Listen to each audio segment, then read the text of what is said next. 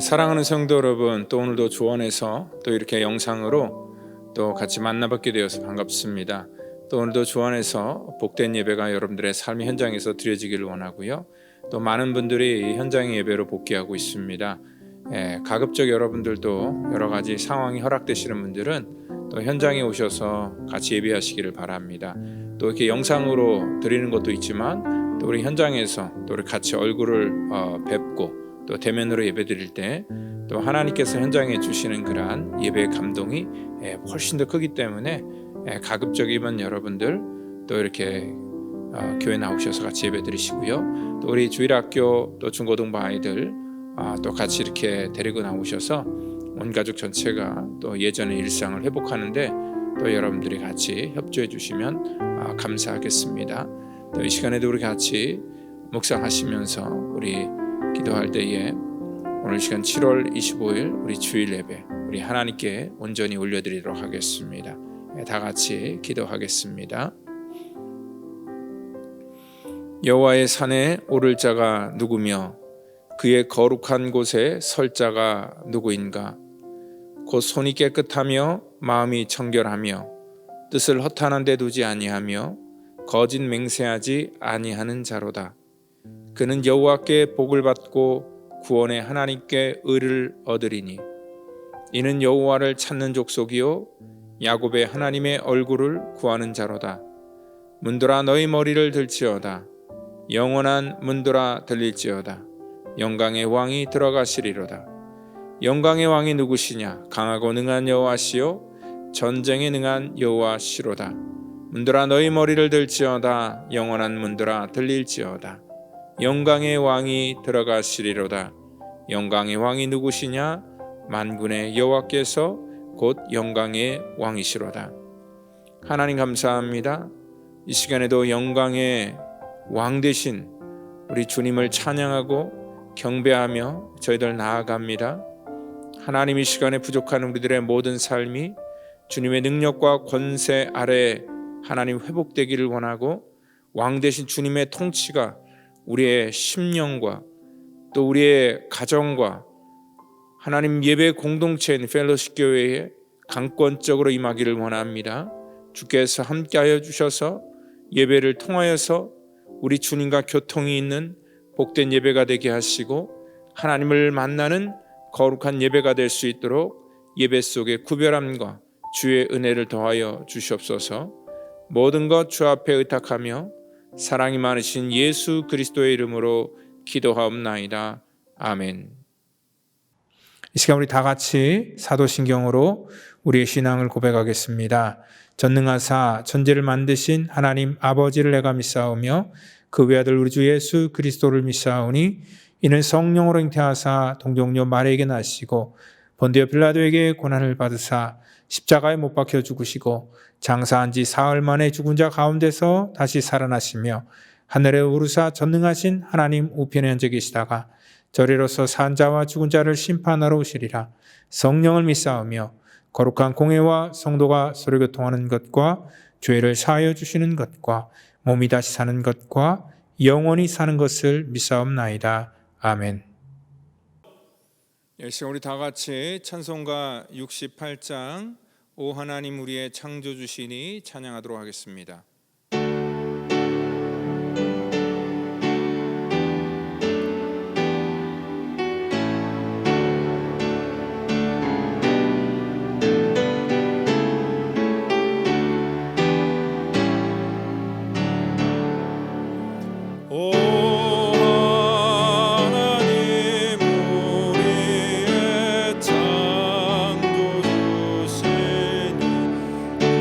주님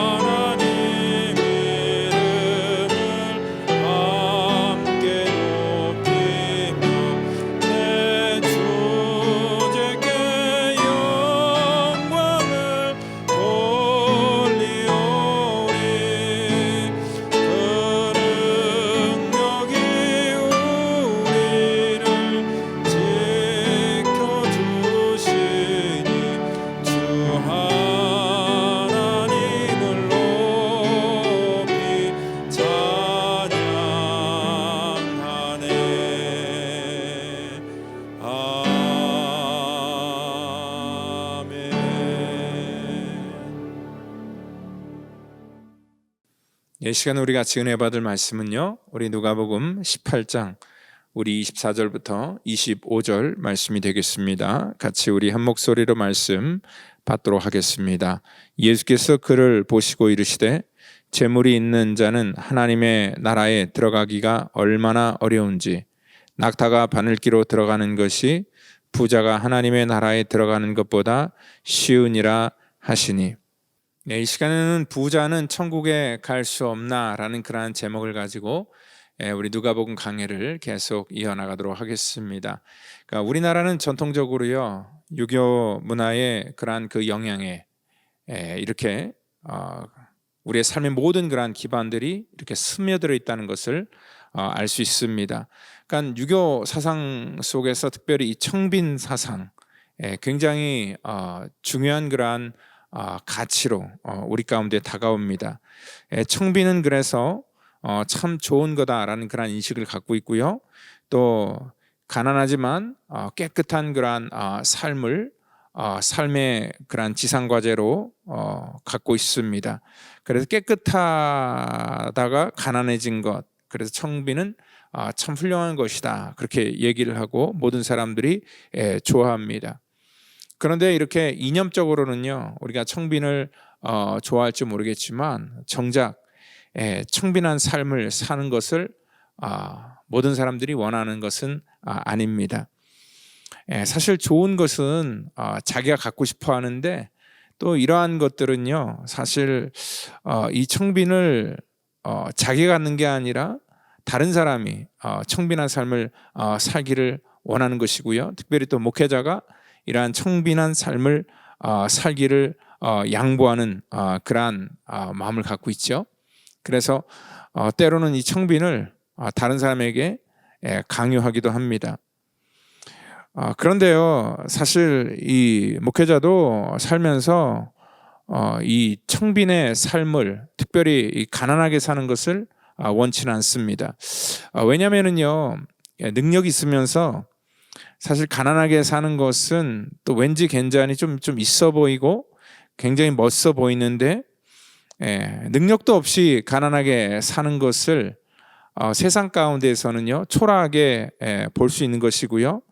그리고 또 세상에서는 그러한 삶을 또 우습게 여기기 때문에 그렇다는 겁니다.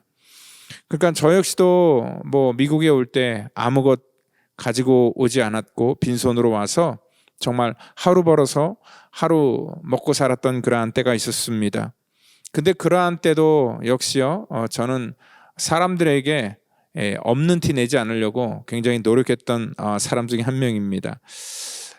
그러니까 이 땅 가운데 우리가 살아가면서 이 가난에 처한다는 것, 없는 것, 굉장히 참 무섭고 힘든 그러한 일이라는 것을 경험한 사람은 알 수 있습니다. 그래서 그 속담에 사흘 굶고 담을 넘지 않을 사람이 없다라고 얘기를 하고 있습니다.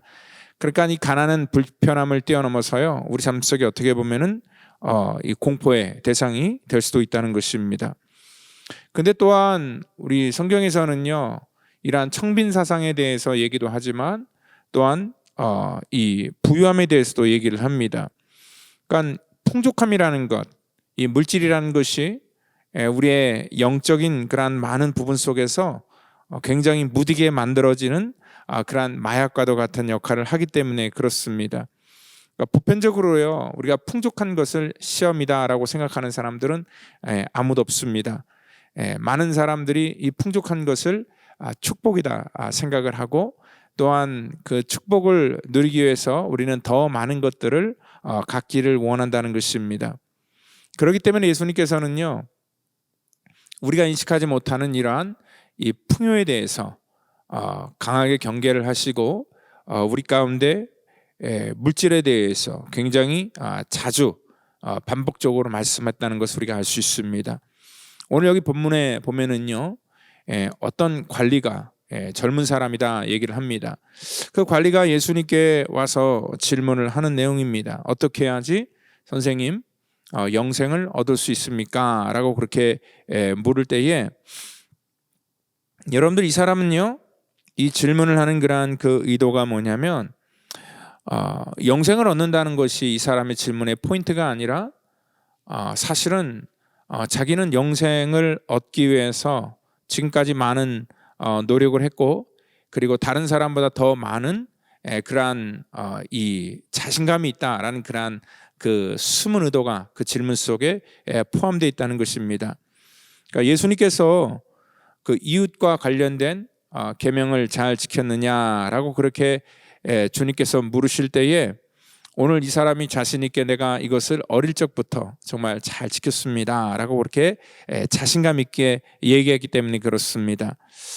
여러분들, 이 사람이 이렇게 질문의 뉘앙스 속에는 뭐냐면, 그만큼 자기는 철저하게 어릴 적부터 이 영생의 문제, 구원의 문제를 위해서 노력을 했었고, 자기는 충분히 그러한 자격이 있다라는 그러한 이 자신감이 있기 때문에 이러한 질문을 하는 것이지, 이 사람의 삶이 형편이 없다면은 오늘 예수님에게 가서 내가 영생을 얻기 위해서 무엇을 해야 된다라는 그러한 질문을 자신감 있게 할 수 없었을 것입니다.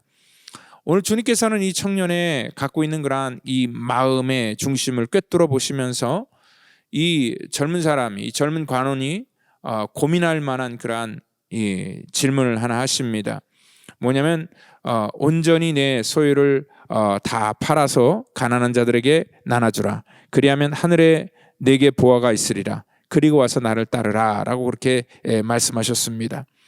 그러니까 적당히 흉내만 내면서 그렇게 구제를 하는 것이 아니라 가지고 있는 것을 다 팔아서 가난한 사람들에게 다 나눠주라라는 그러한 얘기를 하고 있습니다.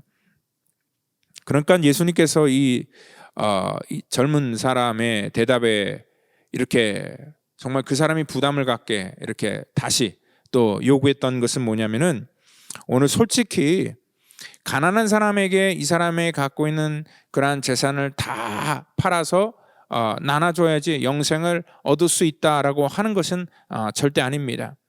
그러니까 주님의 의도는 뭐냐면, 이 사람의 내면에 갖고 있는 그러한 이 본심, 이러한 본심을 끄집어내기 위한 그러한 하나의 질문이라는 것을 우리가 먼저 알고 있어야 된다는 것입니다. 여러분들, 어떤 사람이든지 간에 자기가 이렇게 붙들고 의지하는 것들이 있습니다. 그러니까 나름대로 절대 포기하지 못하는 그러한 중요한 가치들이 있습니다. 오늘 이 사람이 붙들고 있었던 중요한 가치를 주님께서 아셨기 때문에 오늘 이 사람의 그러한 그 가치를 내려놓기를 주님께서는 원하셨다는 것입니다. 오늘 이 청년이 굉장히 어려운 그러한 예수님의 요구에 대답하지 못했던 그러한 이유는 뭐냐면, 이 사람에게 어떠한 그 부족한 것들을 이렇게 주님께서 뭐 너가 열심히 해서 그것들을 보충해라, 뭐 그러한 숙제를 줬다면은요, 이 사람은 열심히 노력했을 것인데, 오히려 이 사람에게 있는 이 사람에게는 없는 것이 아니라 풍부하게 있는 그러한 이 과잉의 문제에 대해서 지금 말씀하고 있다는 것입니다. 그러니까 마치 그 구약의 엘리야 선지자가 사르밧 가부에게 가서 가뭄 속에 떡을 달라 하는 그러한 요구는 아무것도 없는 그러한 상황 속에서 결단을 요구하는 그러한 질문이었다면은, 오늘 여기 이 부자 관리, 이 청년에게 요구했던 것은 뭐냐면, 없는 것을 내놓으라라는 그러한 얘기가 아니라 그 사람이 이미 충분히 가지고 있는 그러한 과잉의 문제에 대해서 내려놓아라, 이런 말씀이라는 것입니다. 그러니까 이 땅의 모든 문제에 대해서 주님께서는 근본적으로 말씀해 주시는데, 어떠한 이 땅의 문제가 우리의 부족함의 문제라기보다는 과잉의 문제라는 것을 오늘 이 청년을 통하여서 우리 가운데 말씀하고 있다는 것입니다. 이 과잉이라는 것은 우리가 이 땅 살면서 너무나 많은 것들을 우리가 누리고 있다라고 그렇게 얘기하는 것입니다. 특별히 우리 대한민국의 그러한 그 환경 속에서 지금은 굉장히 모든 것들이 오버플로잉 되는 그러한 시대를 저희가 살고 있습니다. 특별히 교육적인 면에 있어서도 우리 대한민국 사람만큼 교육에 대한 관심이 높은 나라가 없다는 것이죠. 아이가 태어나는 그 순간부터 부모는 이미 플랜을 짜고 있습니다. 그래서 애가 뭐 일어서지도 못하는 막 이제 한두 돌 이렇게 지난 그러한 어린 아이가 있는 집에도 보면은 그 벽에다가 뭐 기역 니은 아니면 뭐 알파벳 뭐 그러한 이 스티커 같은 것들을 이렇게 붙여 놓는 것을 볼 수 있습니다. 그리고 뭐 선행 학습을 한다는 그러한 취지로요. 어떠한 부모들은 정말 그 아이의 그러한 이 상황과 정말 맞지도 않는 그러한 이 교육을 미리 시키고 그것들을 자랑하기도 합니다.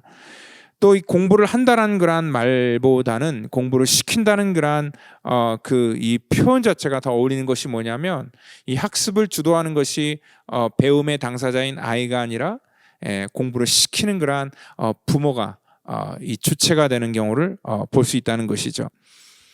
그러니까 사실 우리 대한민국만큼 굉장히 아이러니한 나라가 없습니다. 여러분들 대학교를 졸업한 출신들, 심지어는 박사학위를 취득한 그러한 사람들이요, 오래전에 벌써 읽었던 그러한 내용인데 환경미화원 그러한 이 취업에 대해서 그렇게 고학력자들이 그것도 되겠다는 것이 아니라 그 경쟁에 뛰어들어서 같이 그 자리를 얻기 위해서 노력하는 것들을 볼 때에 정말 우리나라의 그러한 이 교육의 과잉, 학력 인플레이션이 굉장히 크다는 것을 우리가 알 수 있다는 것입니다. 그리고 또한 요즘에는 사실 어떤 부족한 것들을 채우는 것보다 자기가 갖고 있는 것들을 내려놓는 것이 훨씬 더 그러한 어려운 시대 속에 살고 있습니다. 그러니까 예전에는 먹을 것이 없어서요, 먹을 것을 얻기 위해서 노력했다라면은 지금은 우리가 어떻게 하면은 우리의 살을 뺄 것인가에 대해서 더 많은 고민이 있습니다. 모든 것들이 너무나 넘쳐나기 때문에 그렇습니다. 그래서 방송을 보면 이 정반대가 왔다 갔다 하죠. 한쪽에서는 계속 먹는 그런 먹방이 유행인 반면에 또 한쪽에서는 어떻게 하면 또 다시 살을 뺄 것인가에 대한 그러한 이 다이어트의 방송이 나오게 된다는 거죠. 왜 사람들이 살을 빼야 되고 다이어트를 해야 될 것인가 사람들이 생각을 하냐면, 이 과잉이라는 것은 우리 입에서는 즐거운데요, 우리 몸에서 반응을 보이기 때문에 그렇다는 것이죠. 그것뿐만 아니라 우리는 또 정보의 과잉 속에 살고 있습니다. 초고속 인터넷을 사용하는 이 시대 속에서 너무나 많은 그러한 정보들을 우리는 빠른 시간에 얻을 수 있고요. 또 우리가 그 과거에는 어떤 TV나 신문 같은 그러한 대중매체를 통하여서 정보를 얻기도 했는데, 지금은요 그 정보를 얻는 그러한 루트가 굉장히 다양해졌습니다. 그러니까 뭐 볼거리도 굉장히 많아졌죠. 방송 채널도 옛날에는 뭐 KBS, 뭐 MBC, 뭐 SBS 그 정도 3개 정도 있었는데 지금은 뭐 수십 개, 수백 개가 되고요. 또 그것도 부족해서 뭐 유료로 하는 그런 넷플릭스까지 이렇게 시청을 하기도 하고, 그리고 또 수많은 그런 유튜버들이 개인 방송을 통하여 사람들이 볼거리들을 제공하고 사람들은 그것들을 또 구독해서 보게 됩니다. 뿐만 아니라 우리 기독교인들도 옛날에는 유명한 그런 설교자의 설교를 듣기 원하면 어떠한 교회를 가야 됐고 또 어떠한 부흥회를 참석해야 됐는데, 지금은 그냥 아무 데 곳이나 여러분들이 듣고 원할 때 방송을 틀어서 들을 수 있기 때문에 참 이 정보의 홍수 속에서 우리가 살고 있습니다.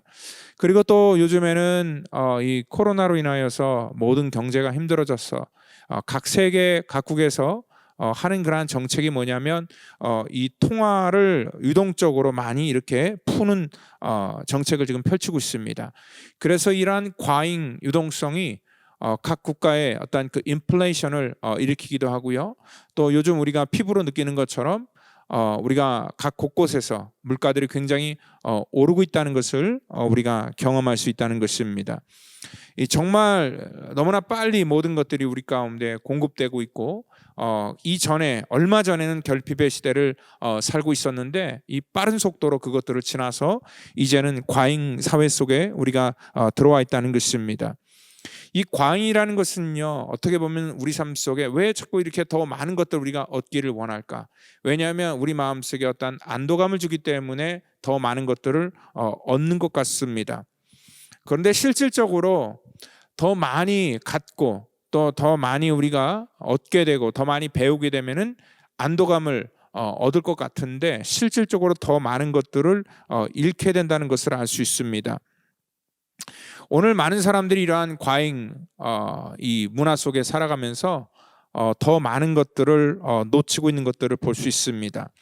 오늘 주님께서 이 관원인, 이 부자 청년에게 보셨던 것은 뭐냐면, 이 청년이 뭔가가 부족했기 때문에 영생을 얻기 위해서는 무엇을 더 너가 하여야 된다라는 것이 아니라, 이 청년은 이미 너무나 많은 것들을 가졌고 주님께서는 그 가진 것들을 내려놔라. 오히려 주님께서는 그 청년에게 그 중요한 문제에 대해서 지금 묻고 있다는 것입니다.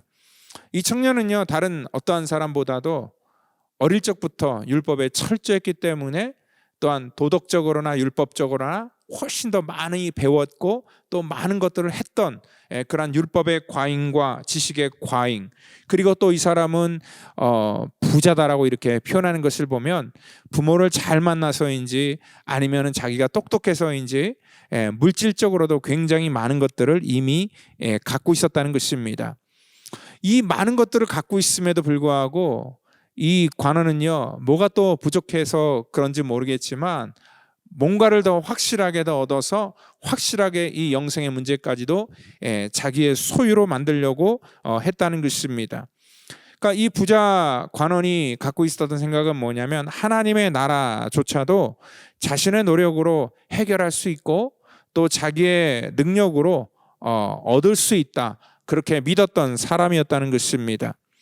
오늘 지난주에 말씀했던 것처럼 어린아이처럼 모든 것들은 맡길 수 있는 것이 믿음인데, 이 능력이 많은 이 부자, 모든 것들이 넘쳐 흘렀던 이 과잉의 상태 속에 살고 있던 이 청년은요, 자기의 열심으로 모든 것들을 얻기를 원한 그러한 상황이었다는 거죠.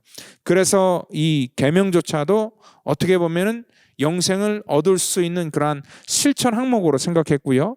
지금까지 자기는 십계명의 말씀을 잘 지켰고 십계명의 말씀을 뛰어넘어서 더 보충하여서 뭔가 확실하게 더 많은 것들을 쌓기를 원한 그러한 마음이 있었다는 것입니다. 그러니까 영생의 문제까지도요, 어떠한 그 양의 문제로 생각했다는 거죠. 더 많이 갖고 더 많이 내가 행하면은 더 확실하게 뭔가를 내가 얻을 수 있다라고 생각을 했다는 거지요. 오늘 이러한 사람처럼 오늘 이 땅에 많은 사람들이 이 구원의 문제에 있어서도 비슷하게 생각하는 그러한 경향들이 있습니다. 내가 무엇을 더 해야 될까? 내가 선교를 더 해야 되고, 내가 구제를 더 해야 되고, 내가 더 어떻게 뭔가를 더 보태야지 내가 좀 이렇게 마음 편안하게 정말 이 땅 가운데 이 영생의 문제를 해결할 수 있을까라고 이렇게 생각하는 사람들이 분명히 많습니다. 예수님께서 이 소유의 문제, 어떻게 내가 무엇을 더 해야지 영생을 얻습니까? 라고 이렇게 소유의 문제에서 대답할 때 주님께서는 또 소유의 문제로 답하셨다는 거죠. 그러니까 이 소유를 가지고 있는 것 때문에 이 사람은 그 소유에서 자유로울 수 없어서 주님께서는 오히려 그 사람이 갖고 있는 그러한 이 과잉에 대해서 지금 말씀하고 있다는 것입니다. 지금까지 이 사람은 자기의 존재 가치를요, 어떠한 이 물질의 소유 그리고 자기가 갖고 있는 그러한 삶의 과잉으로 자기를 판단하고 또 그것을 의지하려고 했다는 것입니다. 그러니까 지금도 그렇죠. 우리가 많은 것을 갖고 있고 많은 것을 누릴 때 우리가 그것을 하나님이 나에겐 축복이다라고 생각을 하죠. 아마 이 젊은 관원도 그렇게 동일하게 생각했을 겁니다. 지금 자기가 갖고 있는 그러한 소유, 또 이 부, 그리고 넘치는 그러한 모든 자신감 있는 그러한 이 과잉들이 어떻게 보면 자기의 존재다라고 이렇게 자부했던 사람 중에 한 명이었습니다. 예수님께서는 이러한 인간의 심리를 아셨기 때문에 오늘 이 사람의 그러한 이 과잉의 문제 속에서 지나치게 가지고 있었던 것들을 내려놓으려고 주님께서는 이 말씀을 지금 해주고 있다는 것입니다. 과잉이라는 것을 축복이라고 생각할 때, 내가 죽을 때까지 쓰고도 남을 것을 가지면서도 또 욕심을 부리는 것을 이 땅 가운데 축복이라고 생각하는 사람들이 참 많습니다. 그래야지 내가 안도감을 느끼는 그러한 사람들도 굉장히 많습니다. 오늘 주님께서는 그러한 이 사람에게 아주 노골적으로 예를 하나 드시면서 말씀을 해주고 있습니다. 오늘 글을 보시고 이르시되, 오늘 본문인 재물이 있는 자는 하나님의 나라에 들어가기가 얼마나 어려운지, 낙타가 바늘귀로 들어가는 것이 부자가 하나님의 나라에 들어가는 것보다 쉽다라고 이렇게 말씀을 하고 있다는 것입니다. 그러니까 예수님께서 말씀하시는 여기 이 부자는 단순히 돈이 많은 사람을 지칭하기보다는요, 늘 자기의 존재 가치를 확인하기 위해서 무언가를 열심히 쌓으려고 하는 그러한 모든 사람들을 다 지칭한다는 것입니다. 우리는 이 땅에 살아가면서 이 청년과 같이 모든 것들을 생각을 합니다. 그러니까 하나님의 나라에 들어가는 것도 열심의 차원에서 생각을 한다는 거죠. 그러니까 오늘 여기 본문의 말씀처럼 단순하게 부자가 하나님의 나라에 들어가는 것이 어렵다라고 이렇게 얘기하는 것을 우리가 보면서 부자가 되는 것에 대해서 우리가 오해를 할 수가 있습니다. 지금 여기 이 성경에서 말하는 것은 뭐냐면 부자는 천국에 들어갈 수 없고 이 땅에 우리는 청빈의 생활, 무소유의 생활을 해야 된다라고 말하는 것이 절대 아니라는 것입니다. 성경은요, 이 부에 대해서 경고도 하지만 또 그 반대인 가난에 대해서도 복이다라고 얘기를 하지 않고 있기 때문에 그렇습니다. 그리고 또한 하나님의 백성이 가난하게 사는 것을 독려하고 있지도 않습니다. 오늘 무소유로 사는 것이 제자의 삶이고 또 그것이 잘 사는 것이라고 주님께서는 말씀하지 않았다는 것입니다. 오늘 인간의 삶에서 이 중요한 그러한 삶의 가치가 우리가 돈이 있고 없고가 아니라는 것을 다시 한번 말씀하고 싶습니다. 오늘 예수님은 자기의 소유를 가난한 사람들에게 나눠주면은 그 사람이 하나님 나라에 들어갈 수 있다라고 오늘 말씀하는 것도 절대 아니라는 것입니다. 오늘 주님께서 그렇다면은 왜 하나님의 나라에 들어갈 때 왜 부자가 하나님 나라에 들어갈 수 없다라고 말씀했을까요? 오늘 이 부자 관원은요, 오늘 그것이 자기의 존재 가치라라고 이렇게 생각했고 그 소유를 포기하지 못했기 때문에 그렇다는 것입니다. 오늘 만약에 내 소유를 포기하고 무소유로 사는 것이 오늘 영생을 얻는 그러한 길이다, 내가 있는 것을 다 팔아서 가난한 사람들에게 나눠주는 것이 정말 영생을 얻는 길이다라고 우리가 말한다면은요, 실천을 통하여서 영생을 얻는 사람들도 분명히 뭐 많지는 않지만 있을 수도 있습니다. 왜냐하면 불교 같은 걸 보더라도 그 불교의 무소유를 주장하고 또 그러한 삶을 살기를 원했던 그러한 이 법정 스님도 있었고요. 그리고 또한 우리 기독교 내에서도 함겸진 목사님 같은 경우에는 남겨진 것들 아무것도 없이 굉장히 검소하게 청빈하게 사셨기 때문에 그렇다는 것입니다. 아무리 이 땅에 우리가 청빈하게 무소유로 산다고 해서 돈이 없이 가난하게 산다고 해서 그 영혼이 하나님의 나라에 들어가는 것이 아니고 또 그러한 삶을 잘 살았다 얘기하는 것도 아니라는 것입니다. 영생은요, 오늘 이 부자가 자기의 것을 다 팔아서 가난한 사람에게 나눠줘도 얻을 수 없는 것입니다. 이 영생이라는 것은 하나님께서 우리에게 주신 일방적인 그러한 은혜요, 은총의 사건이기 때문에 그렇다는 거죠.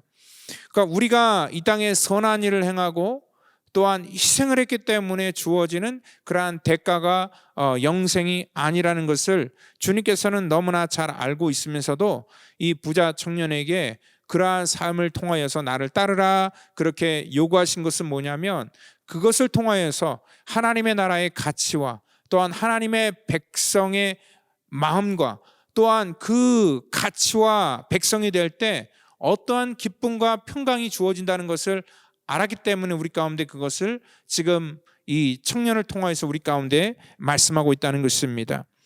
우리 한국 사람들 요즘에 살아가는 것을 보면 정말 열심히 살아가고 있습니다. 아마 가장 치열하고 힘들게 살아가는 그러한 민족이다라고 말할 수 있습니다. 이 학생들은 어릴 적부터 뭐 저와 여러분들도 그랬지만 요즘에도 그것은 바뀌지 않았더라고요. 치열한 그러한 경쟁 속에서 정말 여유가 없이 그렇게 자기의 삶이 아니라 그냥 오로지 이 불확실한 그러한 미래를 뚫고 나가기 위해서 살고 있다는 것을 볼 수 있습니다. 그래서 한국이 우리가 어릴 적부터 배웠던 그러한 교육도 뭐냐면 이 교육을 나누기 위한 그러한 교육이 아니라 지식을 혼자만 독점하는 그러한 교육으로 우리는 생각하고 그것들을 배워왔다는 것입니다. 그러니까 남에게 지식을 나누는 것에 대해서 사실 인색하기보다는요, 우리가 익숙하지 않다는 표현이 훨씬 더 정확합니다. 우리가 그런 것들을 배워보지도 못했고 경험해보지 못했기 때문에 남과 같이 더불어서 나눈다는 것이, 또 같이 뭔가를 한다는 것이 우리 속에는 굉장히 낯설고 익숙하지 않다는 것입니다. 오늘 주님께서는요, 이 천국에 대해서 얘기를 할 때 왜 그러면 이 부자에게 오늘 자기 소유를 팔아서 가난한 자에게 다 나눠주라 라고 이렇게 요구했을까요? 이 천국이라는 곳은요, 절대로 혼자 가는 곳이 아니기 때문에 그렇습니다. 우리가 이 땅 가운데 아무리 좋은 곳을 가고 아무리 좋은 음식을 먹고 아무리 즐거운 일을 할지라도 혼자 하는 것만큼 재미없고 혼자 먹는 것만큼 맛이 없고 정말 혼자 하는 것만큼 심심한 것이 없기 때문에 그렇다는 거지요. 여러분들, 아무리 작은 것이 있어도 우리는 더불어서 같이 할 때에 거기에 보람이 있고 즐거움이 있고 기쁨이 있다는 것입니다. 오늘 주님께서 이 청년에게 한 가지 이렇게 제안을 했던 건 뭐냐면, 이 청년이 가지고 있던 그러한 이 과잉의 문제, 넘쳐나는 문제, 이 넘쳐남인 어떻게 보면 복이라고 생각할지 모르겠지만 사실은 이 과잉이 우리의 삶 속에 큰 짐이 될 수 있기 때문에 주님께서는 이 청년의 인생에 있어서 짐을 덜어주기 위해서 지금 이 요구를 하고 있다는 것입니다.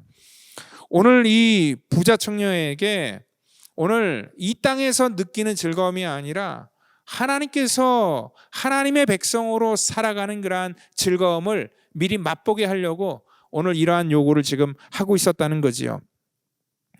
그러니까 단면적으로 볼 때 이 젊은 이 부자 관원의 문제는요, 재물의 문제가 아니라 재물 때문에 볼 수 없었던 그러한 이 가치를 주님께서는 보여주기 위해서 그러한 명령을 했다는 것입니다.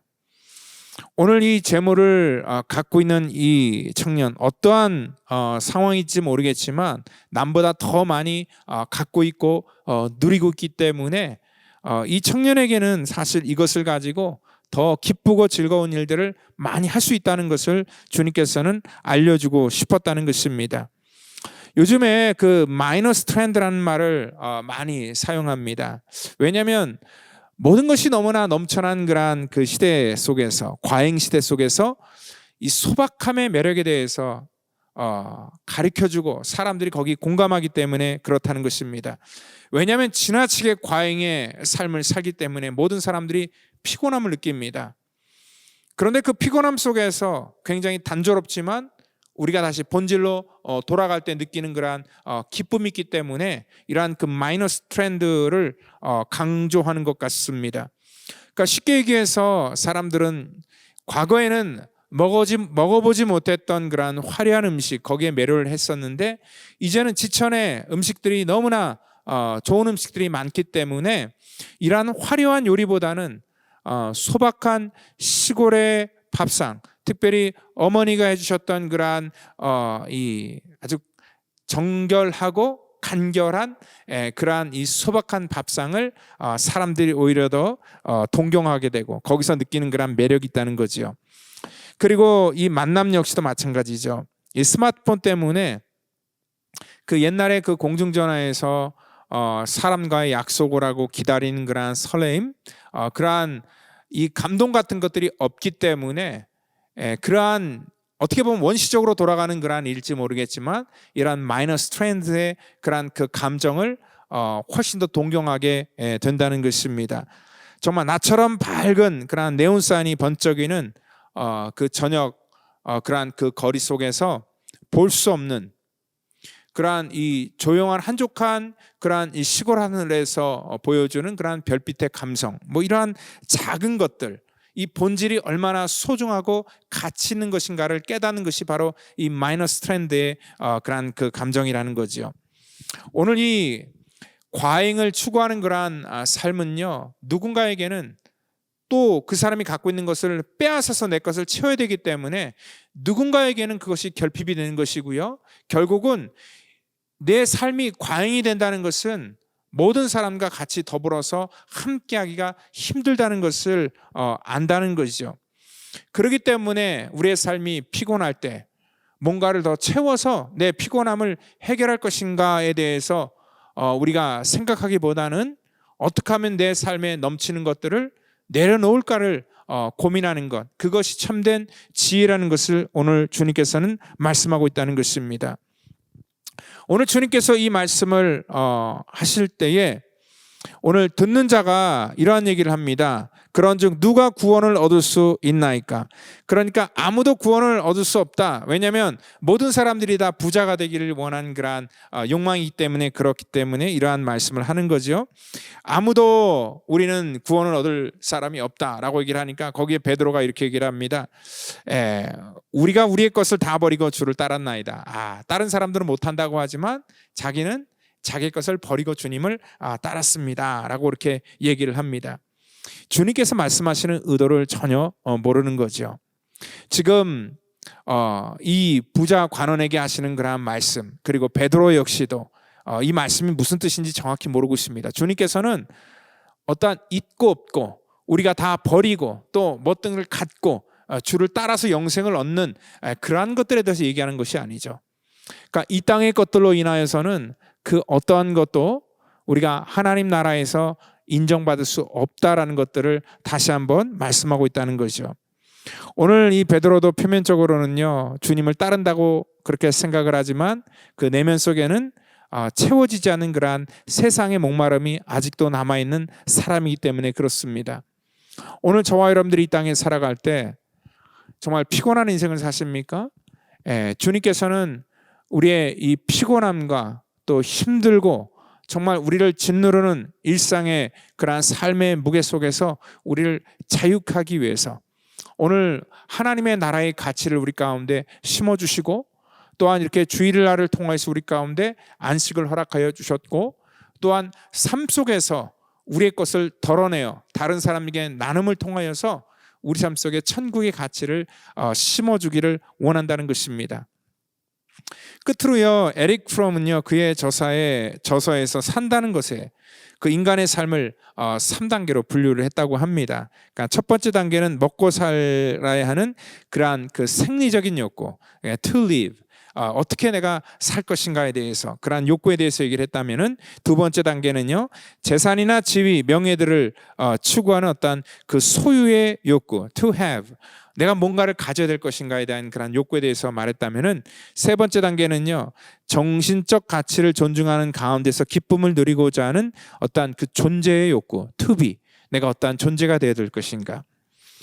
여러분들, 사실 이 나눔의 문제는 영생을 얻는 것과 상관은 없는 일이지만 주님께서는 이 부자 청년에게 아무래도 그 생리적인 욕구, 그리고 또한 이 소유의 욕구를 넘어서 존재의 욕구가 무엇인지를 깨닫게 해주기 위해서 아마 이렇게 오늘 요구를 하셨던 것 같습니다. 오늘 주님께서 이 질문을 저와 여러분들에게도 하십니다.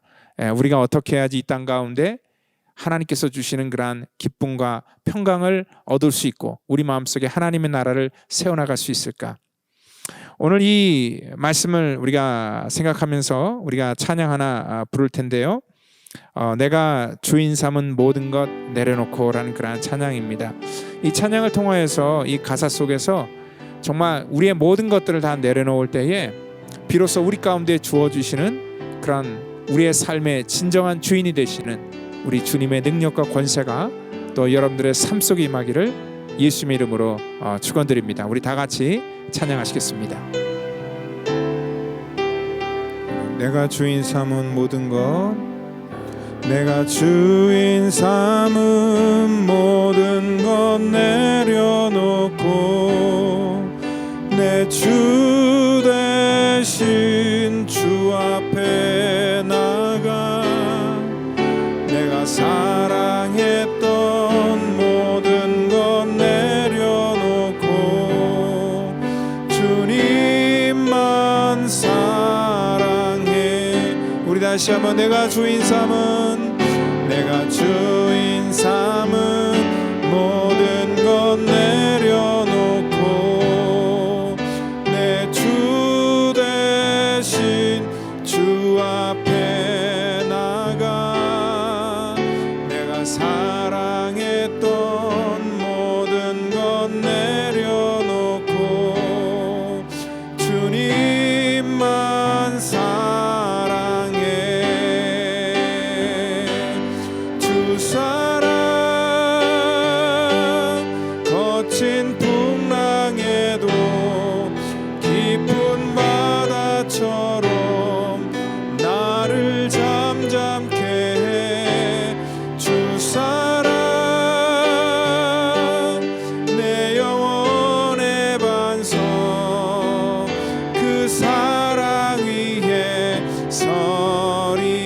주 사랑 주 사랑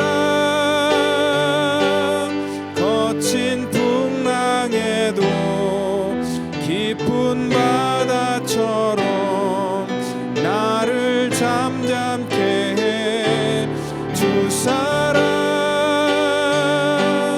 내 영혼의 반석 그 사랑 위에 서리. 주님, 이 시간 주님께서 우리에게 허락하시는 참된 자유와 평강이 우리 가운데 있기를 원합니다. 이 땅 가운데 우리가 착각하면서 이 세상에 나에게 주어진 것들이 마치 그것이 내 삶의 주인인 양, 그것이 내 삶의 전부인 양, 하나님 그것 의지하고 살았다면은 하나님 이 시간에 주님께서 명령하실 때 그것들을 내려놓고 주님께서 주시는 참된 기쁨과 자유를 누리는 저희들 될 수 있도록 하나님 우리를 축복해 주시기를 원합니다. 하나님 이 땅 가운데 하나님보다 내가 사랑하고 더 의지했던 이 땅의 모든 우상들을 내려놓고 이 시간에 신실하게 주님을 바라보며 나아가기를 원하오니 주님의 능력과 권세가 이 시간 우리를 붙들어 주시기를 원합니다. 주님의 능력의 장중에 붙들려 주의 거룩한 반석에 서 있기를 원합니다. 하나님의 나라가 우리 가운데 임하기를 원합니다. 이 땅 가운데 아버지 하나님, 우리가 묶여있고 눌려있던 것들로부터 우리를 자유케 하여 주시고 하나님 그 자유함으로 말미암아 주 앞에 날마다 기쁨으로 나아가는 우리 사랑하는 성도 되기를 원하오니 주께서 저들의 삶 속에 하나님의 은혜를 더하여 주시고 참된 은혜를 우리 속에 허락하시고 날마다 말씀을 통하여 깨닫고 결단하는 역사가 있도록 인도하여 주시옵소서. 모든 것 감사하며 사랑이 많으신 예수님의 이름으로 기도하옵나이다. 아멘. 라스베가스 펠로십 교회 예배 안내 및 교회 소식입니다. 주일 예배는 1부 예배와 2부 예배를 드립니다. 1부 예배는 주일 오전 11시에 교육관 2층에서, 2부 예배는 주일 오후 1시에 본당에서 드립니다. 주일 학교와 영어 예배 또한 주일 오후 1시에 교육관에서 드리고, 청년부 모임 및 성경 공부는 주일 오후와 금요일 저녁에 진행됩니다. 또한 새벽 예배는 화요일부터 토요일까지 아침 6시에 본당에서 드리고 있습니다. 성경 통독 세미나와 한국학교는 9월에 개강할 예정이고, 큐티 모임과 여러 가지 취미 공동체 모임이 진행되고 있으니 참여를 원하시는 분은 담당자나 사역자들에게 문의해 주시기 바랍니다. 매 주일 1부와 2부 예배 후에는 친교회 시간이 준비되어 있습니다. 함께 식사하고 교제하며 마음을 나누시길 바랍니다. 또한 이 친교회 시간에 성도들에게 식사를 대접하고자 하시는 분은 친교실 게시판에 있는 신청 목록에 이름과 신청 사유를 기록해 주시면 됩니다. 두란노에서 제공하는 프로그램으로 펠로십 행복 부부학교 1기가 잠정 연기되었습니다. 또한 어린이들을 위한 서머 키즈 페스티벌이 8월 28일 토요일로 연기되었습니다. 참여를 원하시는 분은 김재희 선생님과 윤정인 전도사에게 미리 등록해 주시면 감사하겠습니다. 8월 1일부터 3일까지는 중고등부와 청년들을 대상으로 멤버십 트레이닝이 계획되어 있습니다. 아이들의 건강한 신앙과 공동체의 성장을 위해 기도해 주시기 바랍니다. 새가족부 3차 모임이 8월 8일 주일에 예정되어 있습니다. 새가족부 회원 여러분은 오후 2시 50분까지 교육관 2교실로 모여주시기 바랍니다. 모든 것이 일상을 찾아가고 있지만 아직은 위생과 방역을 위한 펠로십 가족들의 적극적인 협조가 필요할 때입니다. 건강한 교회 공동체를 세워가기 위해 서로 독려하며 마음을 모아주시기 바랍니다.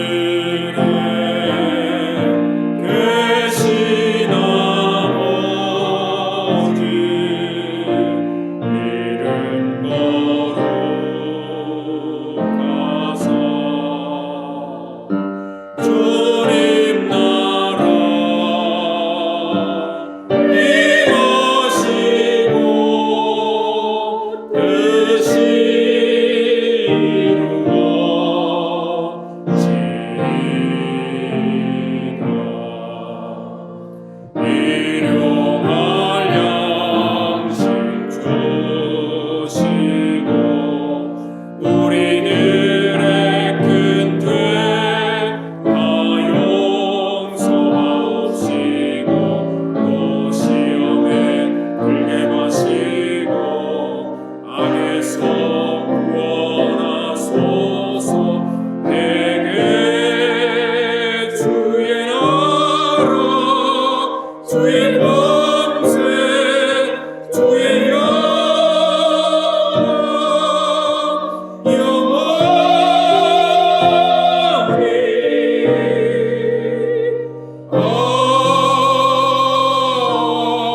아멘.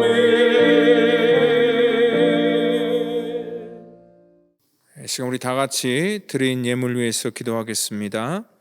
하나님 감사합니다. 사랑하는 성도들이 저들의 삶 속에 하나님께서 저들의 삶에 베푸신 은혜를 기억하며 이 시간 구별대의 예물을 드립니다. 물질의 주인이 내가 아니라 하나님께서 나에게 허락하신 우리는 청직인 것을 내가 믿고 이 시간 구별하여 11조 예물을 드린 그 손길들을 기억하여 주시고 삶 속에서 아버지 하나님 물질로 어려움 당하지 않도록 하나님 늘 공급하여 주시고 저들의 지경을 넓혀 주시고 하나님 채워주시는 은혜를 더해 주시기를 원합니다. 또한 감사의 조건들을 허락하셔서 하나님 구별되이 감사의 예물을 드립니다. 감사의 제목들이 저들의 삶 속에 넘쳐나도록 하나님께서 축복하시고 인도해 주시기를 원합니다. 또한 아버지 하나님 구제와 선교를 위하여 하나님의 나라 확장을 위해 저희가 동참합니다. 주님께서 드려지는 예물을 통하여 주의 영광을 나타내시고 또 여러 가지 제목을 다하여 교회를 섬기고 우리 성도들을 사랑하는 마음으로 귀한 물질을 같이 나눕니다. 그 나눔 속에 하나님의 은혜가 있게 하시고 나눔 속에 저들의 삶에 기쁨이 넘칠 수 있도록 인도하여 주시옵소서. 이제는 구원의 완성을 이 땅 가운데 이루시기 위해 십자가에서 물과 피를 쏟으시며 우리의 모든 죄악과 허물을 사해 주신 우리 구주 예수 그리스도의 그 놀라우신 은혜와 우리를 사랑하셔서 친히 이 땅에 오시고 십자가 지신 하나님의 무한하신 사랑하심과 성령님의 교통감화 역사 그 충만케 하심이 오늘 이 시간에 하나님의 나라를 꿈꾸며 하나님의 뜻대로 살기를 다짐하는 사랑하는 성도와 저들의 자녀와 가정과 사업 터전 위에 또한 이 시간 이 자리에 함께 예배를 드리길 원하지만 피치 못할 사정으로 저들의 모든 삶의 터전 속에서 예배를 드리는 믿음의 권속들 머리 위에마다 지금부터 영원토록 함께 하시기를 간절히 축원하옵나이다. 아멘.